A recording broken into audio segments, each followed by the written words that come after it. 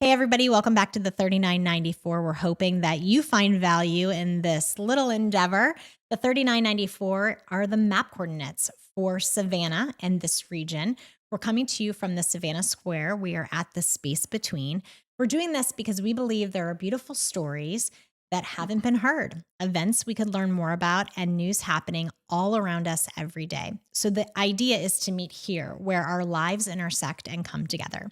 So there's already been a tremendous amount of support, and I appreciate it so much for this podcast. We'll tell you more about that a little bit later. But for now, let's jump in.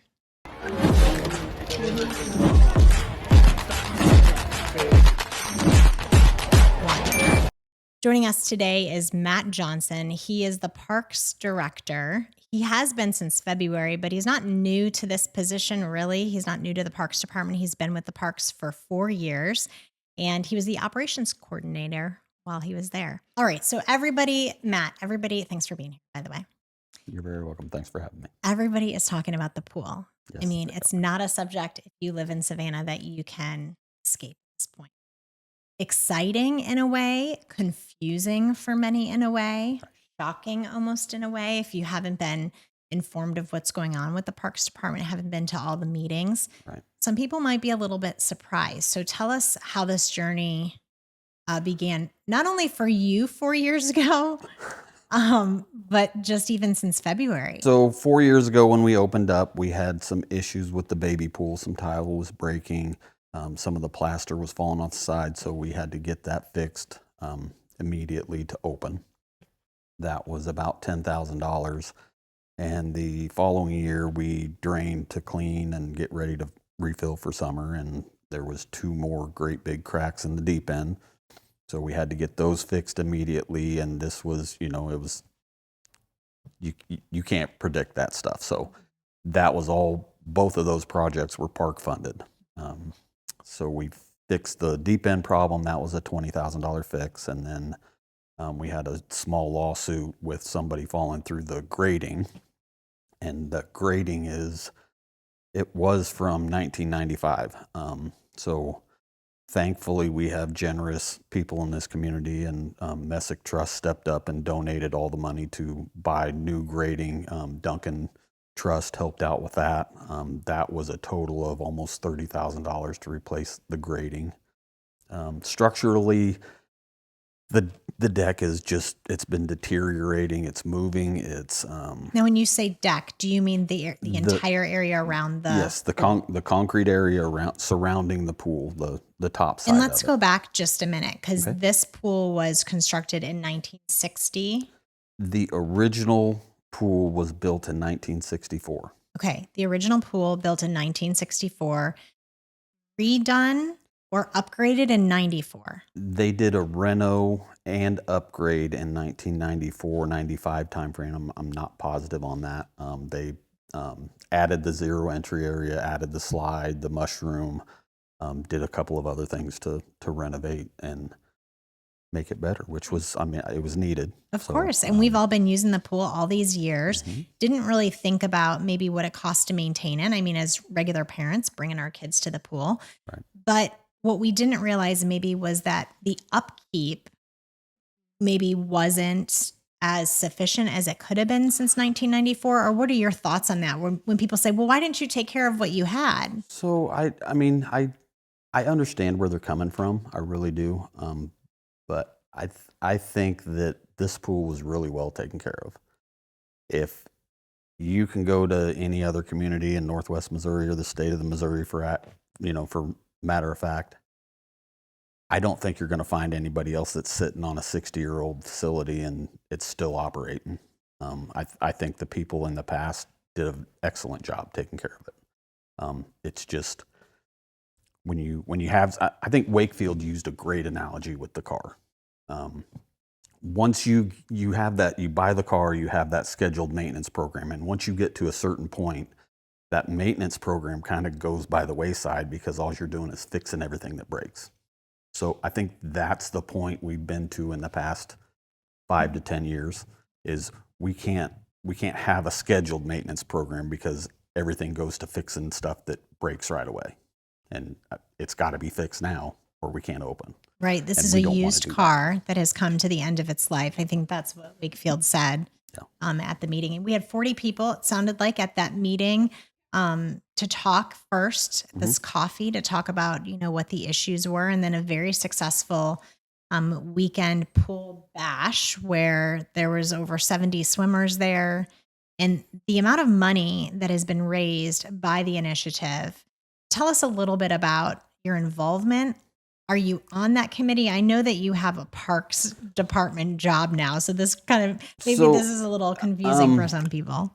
I can't really be a part of the committee. I Right. can, I'm working with the committee to give them all the information that we have, that the park board has, all the investigations that I've done as far as what it's going to take to get a new pool.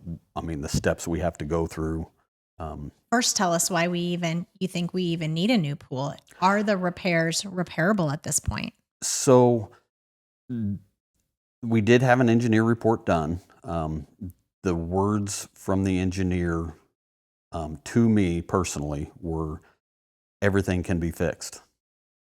It's a matter of how much money do you want to spend and how long is it going to last. His estimation is anything you did to repair this pool would be extremely expensive, and it probably wouldn't last very long. Now that said, he said he would have to do some investigations to basically confirm what he thinks. But at that point was when the board said, okay, to do this, it's going to cost us a boatload of money just to investigate further. We're talking about tearing concrete out, and you got the cost of putting that back plus the cost of fixing whatever he finds. So we're really dealing with a finance issue because For the parks, yes. For the parks. So we understand that there's a parks tax. Yes. We all pay it. And so maybe many taxpayers are under the assumption, well, I'm paying my taxes. I don't understand why you can't do what you need to be done, what needs to be done and fix this problem. Well, you guys as a board are saying the problems are too large and they will be too costly to fix. So we cannot open the pool back up. A lot of people have asked the question, well, why did you tell us in May that it wasn't going to be able to be like, why why now? Like the season just ended. Why did we have all these kids in the pool all summer? Right. And now you're saying it's not safe to open next year. Like what happened there? Well, I think the overwhelming thought of the board is we didn't want to, at the beginning of summer when we found all these problems and we had the investigations and stuff, we didn't want to say, we're closing now. And I think the fear was if we did have some investigation done, maybe he says you shouldn't open. I don't know. There was some concern of so how to make this all happen. yes. So we wanted everybody to enjoy the pool for another year before we don't have one anymore. And as much as I think we need one and want one, it's a definite concern that we may not be able to get one. Let's talk personally just for a second. You were a swimmer. Yes, I was. As a kiddo. And you know how important a facility like this is to the community, but why? It's something for the kids to do. I mean, they get out of get out of school, summertime, mom and dad go to work. Kids can wake up in the morning, they can go do swim team, they can hang out at the pool for a little while longer, and then they can go back in and enjoy it with the public. I spent every day of the summer at the pool when I was a kid. I mean, that's what you did. So I was there from probably 8 o'clock in the morning to 8 o'clock at night. Were you a pool rat? According to Diane, I would have been a pool rat, yes. So Matt, tell me this, why is it important to our community that we have a resource like this? And what can you do as far as the parks director to make sure that we understand why this is important and that you guys as a parks department are part of the solution? Well, number one, we need it because, like I said, it gives these kids something to do. Being a competitive swimmer myself, it gave me an avenue to do something other than get in trouble. It was fun.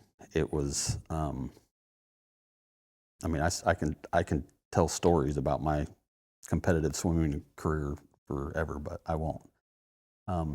As far as me and the board being helping to facilitate getting a new one, I think Wakefield and I have been working pretty closely trying to get a hold of all of the park's assets as a whole and see where we're at, and designing a plan to take care of everything. And when I say assets, I mean everything from picnic tables to our shelter houses, our bathrooms. For a town of just over 5,000 people, we have a pretty expansive park system. Well, I was going to ask you that because that's what taxpayers will say. I mean, we thought we were paying for this all along, but your budget far exceeds, what's coming in. The need exceeds The what's need, coming in. definitely. So is another tax an option? I really don't think it's an option because people don't like to pay taxes. I think the biggest thing I can do in my position is to kind of creatively come up with some ways to save money and possibly some ways to create some revenue. As far as the public goes, I mean, I know the city does not want to open that can of worms with another bond or a tax when we still owe money on the facility that we have. Okay, there's the question, right? Mm-hmm. I think I brought it to you guys earlier this month. I said, there's been rumors that you guys owe a heck of a lot more on this current facility than people understand. Mm-hmm. How much is still owed on the current swimming pool? It's roughly $300,000. It is not $7 million. Okay, so $300,000, and that is in a bond. Is that correct? Correct. Can you explain that to people?